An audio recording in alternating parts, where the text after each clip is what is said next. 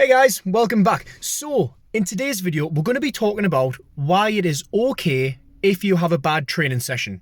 Now, this can be training sessions in the gym, on the pitch, on the track, if you do athletics. It can be anywhere, even if you do gymnastics or any sort of sport. Now, talking specifically about the gym, if you've went into the gym and you've missed a maximum weight, if you've went for a big 1 rep max, or if you've went for like high reps, or if you've just went for your normal training session and something has just not been right. If any of them are you, then stick around, because we're going to be talking about 5 reasons why that might be. The 5 reasons we are going to be talking about are diet, recovery, not warming up properly, mental stress, and lack of dedication and consistency within your training. Now, these are 5 of the key points I think are crucial to look at when you are trying to figure out why training isn't going your way. And in this video, we're going to break down all of those reasons and we're going to try and get to the point of what your reason could be and how we can fix it, or how you can fix it. Now, recently in training, last week, I had a very poor gym session. There was a lot going on and I stopped and I tried to figure out what it could have been. And it was really annoying. And it is annoying when you've had a bad training session and you've been thinking about going for this number all day, or you've been thinking about getting this time on the track all day, and it just doesn't go your way. Here's a few clips of me at last week's gym session, and I was all over the place with my training. Nothing was clicking, and none of the weights were going up like they would normally. So I think in this clip I attempt to go for 180 kilos front squat, which would normally be like rep work. Like I could get like 3-5 reps with this normally, but I couldn't even hit it for 1. So I'm going to show this clip now.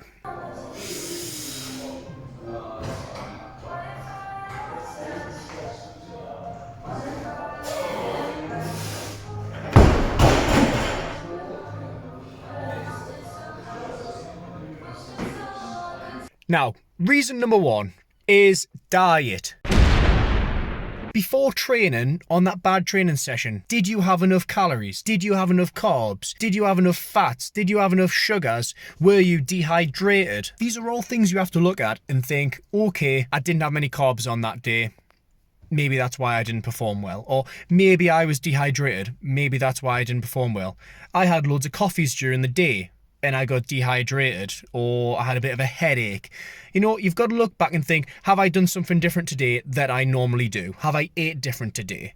Now, if you find your diet has been slacking and you haven't been eating as well as you normally have, and that could be for whatever reason, whether you're trying to save money so you're not buying as much food now, or maybe you've dropped your calories because you're trying to cut weight, or you're trying to lose weight. Maybe it could be that. It could be as simple as that. Trying to lose weight so your calories have dropped. But what I found is, even if you have a bad day of eating, if you are really hydrated and you've been on that water all day long, you can still perform pretty well, because especially in short bursts, like going for like 3 reps, but like really, really fast. So one tip I will give is ensure you are nice and hydrated. Even if you know leading up to the session, okay, I haven't had much food today, make sure you get some water in. And try not to rely too much on pre-workouts or all these powders that sort of can sometimes mask the fact that you haven't ate well, because diet should always be number 1 priority in making you perform well in the gym. So that brings us on to reason number 2, recovery.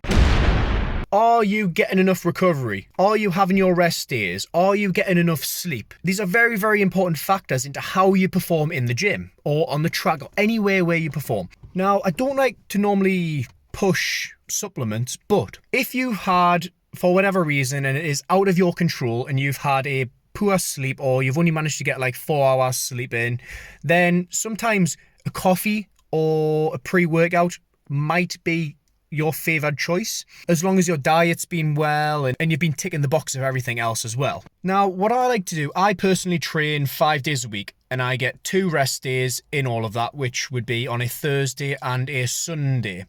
And when it comes to sleep, I like to make sure I get at least 7 hours per night. 8 hours ideally. Maybe if I know I'm going for maybe if I've got a competition the next day, I like to get like 8 or 9 hours sleep just to get that extra recovery in. But on average, I like to get 7 hours, and I'm pretty sure 6 or 7 is the average what you need to get according to doctors and like sports nutritionalists, etc. So if you think it could be recovery based, then I would recommend 6 to 7 hours per night of sleep.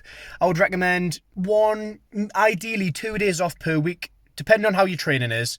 I'm more performance-based athlete as opposed to like bodybuilder or anything like that. So my training sessions are quite taxing on the central nervous system. So I like to have 5 days off. But if your training isn't as taxing, maybe you can have 6 days worth of training and 1 day off, or I would normally just have 5 days training, 2 days off. Another key point when it comes to recovery is stretching. Now, if you're younger, it tends to be easier to get away with finishing training and then that's it, not thinking about it again.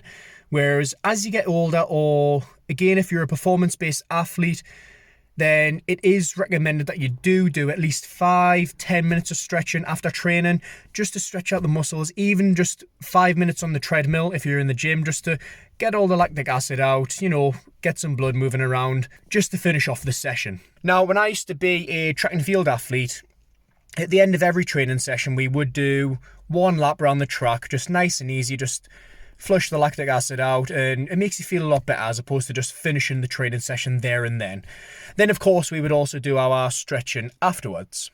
Now, this brings us on to reason 3, which is not warming up correctly.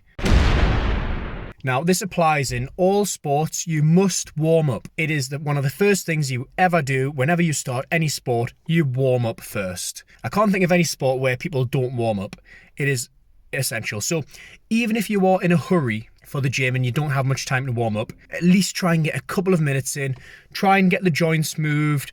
If you're on the track, do a lap of the track, just get something in there. You've got to warm up your body, otherwise it is going to be a huge shock to your central nervous system when you start trying to sprint flat out, or you try to lift really heavy weights, or try to do a lot of reps really quick without warming up.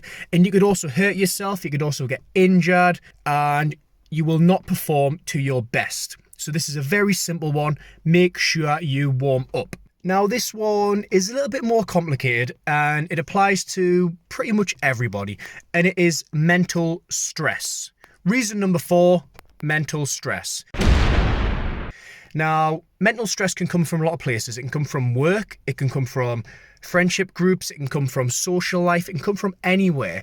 It can come from being too stressed about training and trying to be too good too quick. Now, mental stress also comes under recovery. It is also good to take a step back, take a couple of days off, try and clear your head, do some nice relaxed activities to try and keep the mind active. You don't want to totally zone out if you're stressed. You've still got to be productive. That's what works for me anyways. If I sit there and dwell on my problems, it'll just make it worse. You've got to keep active. Another thing in trying to stop mental stress is to try and find the cause of it. If you can avoid the situation that gets you stressed, avoid that situation, and then you won't be as stressed as often, because loads of different places can make us stressed and loads of different scenarios can make us stressed. And if we can pinpoint the reasons and areas in where we get stressed, we can eliminate them, and you can eliminate it from your life, and that'll make you a lot less stressed all the time, and it'll make you not be worrying as much. And mental stress is a huge factor in making you perform worse in any sport, because your mind's not thinking straight, your mind's not connected to your body properly, you don't have that mind-muscle connection, and you want to be thinking about performing well. You don't want to be thinking about other things in your head. And that's got me recently as well, and I think that was my issue, like I said at the start of the video, about how I was performing in the gym poorly last week. And again, you've just got to take a step back and, relax, chill out every now and again. So the key point from mental stress is learn to chill out. Have some you time, have some relaxing time. If you don't watch a film too often, watch a film, and again, try and help remove yourself from those stressful situations and avoid them in the future as much as you can anyway. And our last reason, number 5, is lack of consistency and dedication in the gym.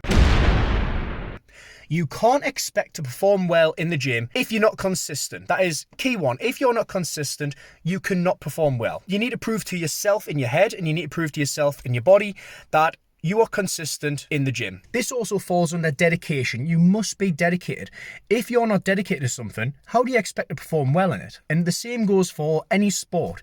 If you sometimes think, I don't fancy doing legs today, I'll just skip the gym and I'll go out with some friends, which is fine. That is totally fine. But you can't then expect to be really strong on your legs. You can't expect to then do leg session a couple of weeks later and be really strong because you weren't consistent in the weeks leading up to that. Now, if top pro athletes decided, I'm just going to take a few days off training because I can't be bothered, you know, if the other competitors are training, then they're going to have that competitive edge. They might not win, but it'll be an edge, and you don't want to be giving your opponents an edge. And you don't have to be in competition with opponents. Sometimes it's good to be in competition with yourself. If you're going to cheat yourself by not being consistent, then you can't expect to perform well. So, key advice on this one, be consistent, follow a plan. Even if you're tired, get to the gym. There's many times it's been pouring down a rain, my car's been broken, and I've had to walk an hour to the gym. I could have just took the day off, but I'm really good at what I do now because I am consistent. Don't cheat yourself. Don't try and give yourself a reason to not go to the gym. Yeah, majority of the time, most people don't want to train. Majority of the pro athletes don't want to train, but they still do, and that's how they are so good. So, key point, be consistent, be dedicated, and you'll perform well in the gym. So guys, that leads us to the end of the video. I hope you take something away from this video, and I hope you are able to figure out why you haven't been performing well in the gym or in training or wherever you perform. Now, I've tried to cover the 5 main reasons I personally think you can have a bad day, and there are probably many more reasons as to why each individual may have a bad gym session, but I've just tried to cover the 5 main reasons anyway. Now, I hope you have taken something away from this video. Some of the best advice I can give when it comes to training is don't beat yourself up. Everybody has a bad day. Everybody has a bad training session. Everybody has a bad competition. It's just part of it. We can't be perfect 100% of the time. And if you are, well done. And I'd also like to add this quote in there. I don't know where I read it. You've probably heard it. And it is, the only bad training session is the one you didn't do. Okay? So even if you've had a bad training session, at least you've had a training session. And again, that helps with your consistency. If you can train on the bad days, you can train on the good days even better. So yeah, guys, I hope you have a great day. Please like and comment down below. I'd love to hear what you think. And I will see you in the next video. Hey guys, do me a favor, stop what you're doing right now and go follow Declan Mark on YouTube.